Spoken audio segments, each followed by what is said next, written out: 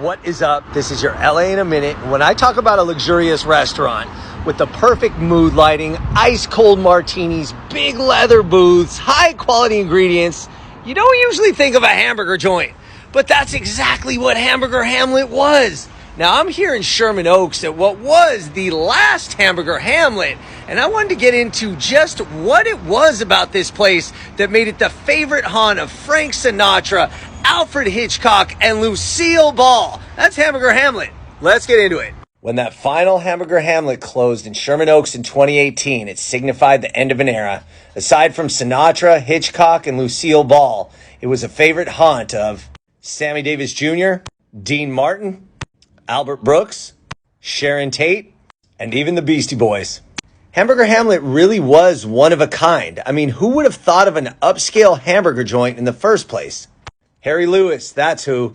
In 1950, the actor and his then girlfriend and soon-to-be wife, Marilyn Friedman, invested $3,500 to open the Hamburger Hamlet restaurant in the corner of Sunset Boulevard and Hilldale Avenue on the Sunset Strip. Harry and Marilyn embraced the idea of having a place where actors would want to hang out and have a hamburger. And at the time, since it was the goal of every actor to play Hamlet, he threw it in the name, and the name stuck. Marilyn envisioned an upscale eatery with a full bar serving a small menu of top-notch accessible food. Thus, America's first true gourmet hamburger restaurant was born.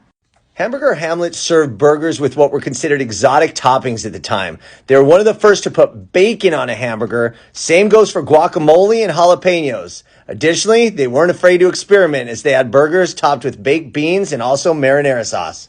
In 1977, they were again ahead of their time as they were one of the first, perhaps as a nod to their clientele, to serve a bunless burger for those that were carb conscious.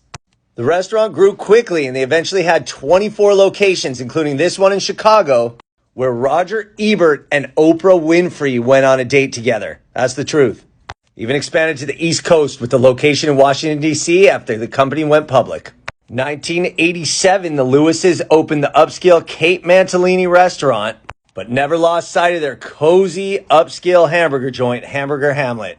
In 1997, however, Kookaroo bought 14 of the Hamburger Hamlet locations for $33 million, and it appeared that perhaps Hamburger Hamlet's best days were in the rearview mirror.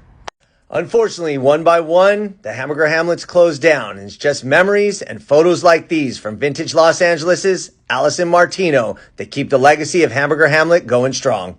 So next time you're in an upscale burger joint and order some funky toppings, thank Hamburger Hamlet and Harry and Marilyn Lewis, their LA's own.